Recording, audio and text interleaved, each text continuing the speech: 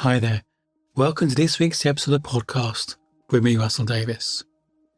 This week, I want to explore the concept of drifting. I had a very successful corporate career, but I drifted through it. I didn't have a sense of what I wanted to create in my life. I said yes to things without realizing, is it something I really want to do? What's driving your car of life? Is it your true self? Or is it fear and insecurity? That means we start drifting. Do you have a conscious awareness of what you want to create in your life? How can we move from drifting to feel like we're creating an inspired life? Well, let's dive in and find out.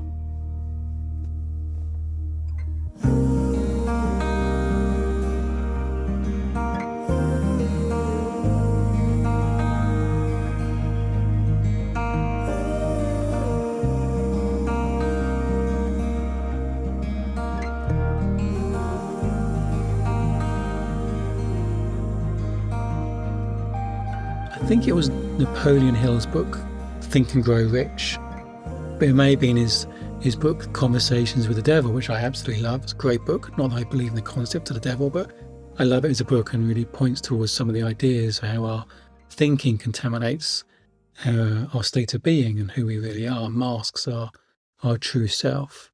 But Napoleon Hill talks about the idea of drifting through life. And I so related to that. I could see how I spent 17 years in a career that wasn't really me, and it was in largely a very successful career, and I was drifting through it, almost kind of drifted up. I moved up the levels in the organization, but I was drifting because I didn't really have a conscious plan. I didn't have an idea where I wanted to be in, say, 3 years or 5 years. And I think a plan is very helpful as long as we kind of hold it lightly. The problem is most people have a plan and almost die to it, and that can be unhelpful. But there's a separate conversation about goals. But the idea of drifting really related to me. I didn't really know what I wanted because unconsciously I was living the life I thought I should be living. And part of me was a people pleaser, and when someone taps on the shoulder, say, "Would you come and work for me and do this job?" And it's seen as a bigger, better job. It's promotion. It's nice to be wanted. And I just drift, go towards that. There wasn't a conscious, what do I want? And I do believe it can be very helpful to be alive to opportunities in the moment. And life throws up opportunities and we to sometimes surrender those. And if they feel aligned to our heart and our soul, take those opportunities. There's something about being alive to the moment and seeing opportunities in the moment. It doesn't always have to be this concrete plan. In fact, as a coach, I know that does these annual workshops, make this year the best year of your life kind of thing. And one of the exercises they do is review the previous year and identify things in that year that were highlights or kind of favourite memories or things they're very grateful for. And he gets them to identify over that list of those things, which ones were goals they're actively working towards, and which ones were like happy coincidences that just kind of happened and fell into place.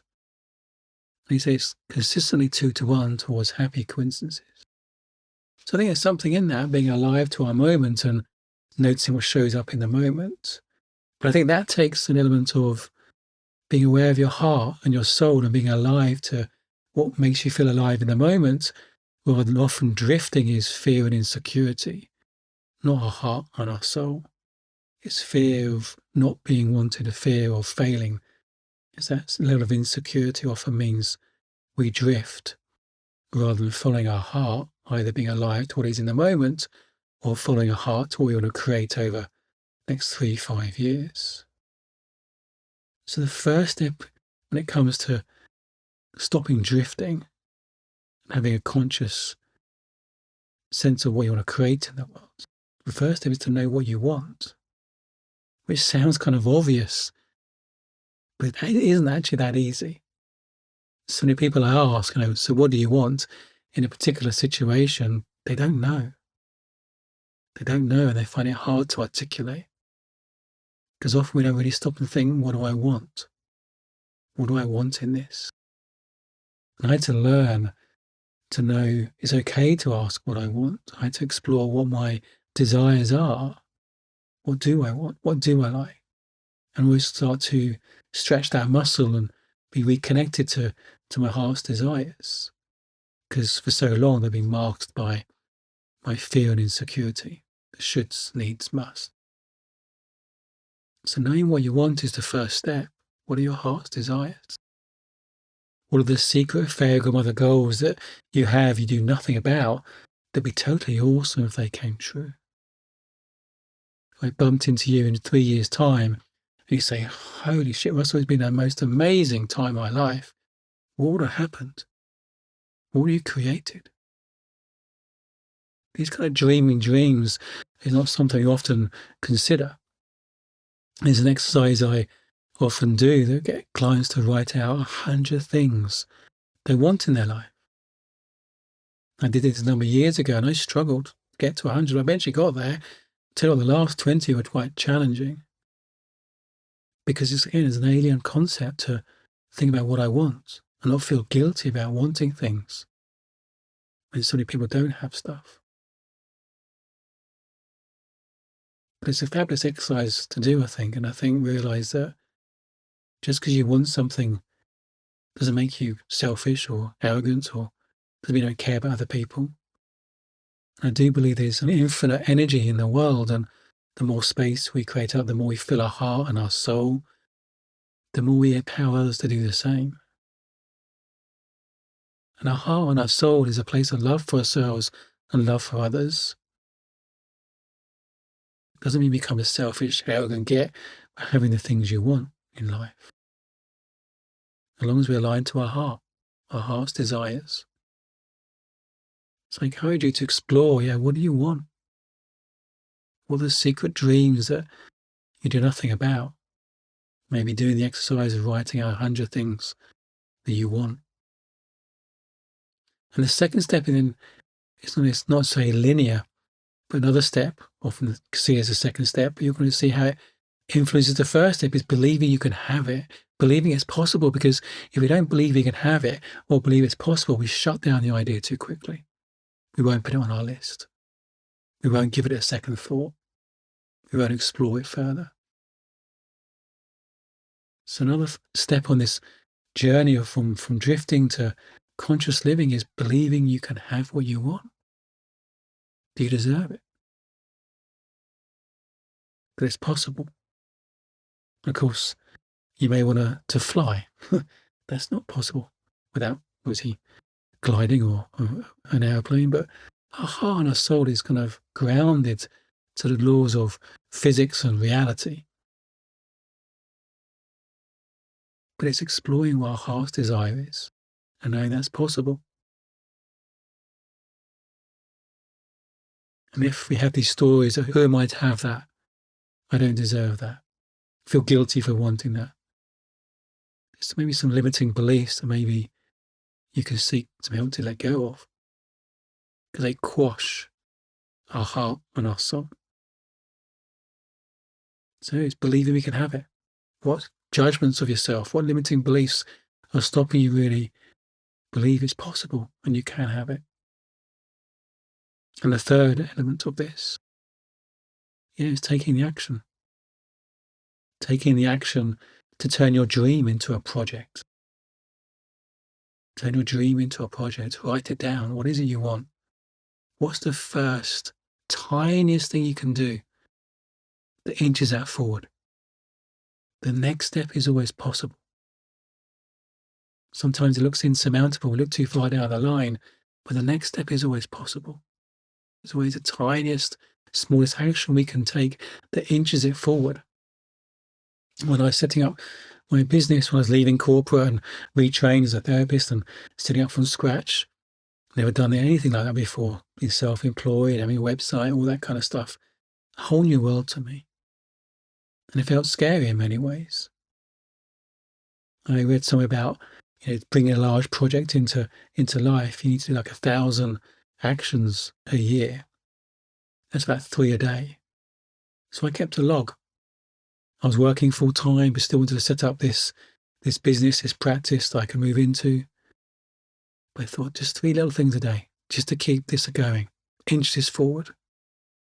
And keeping a log was really, I found, inspiring because it helped me see the things I'd done and be motivated by the actions I'd taken already to taking action. And sometimes it feels edgy, coming out of our comfort zone. So it's making choices that honours our heart, our soul, our truth. Sometimes it doesn't feel good, feels scary, but it feels right in our heart and our soul. Play a bigger game to be who we really want to be. So it's knowing what we want, believing we can have it, then making the choices that align to our heart that turn that dream into a project. I wonder what there is you want. I wonder if there's any blocks preventing you from really knowing and claiming that's possible. You deserve it. You're allowed it. I encourage you to maybe make a list of what's the next step. Or maybe try the 3 actions a day to bring some conscious awareness to our days. It's like we budget our money. And when we first got married, we were budgeting from a place of fear. I was doing it from a place of fear. And I created this very convoluted way of budgeting. And back then it involved turning the computer on, and in the 90s it took a long time to turn your computer on, fire up Excel and type in the things from other receipts into all sorts of categories. It was a very convoluted way of budgeting, but also from a place of fear. But it's interesting, fast forward these many years, we do the same thing, but using an app that makes it a dream, makes it a dream to do. But it's the same principles.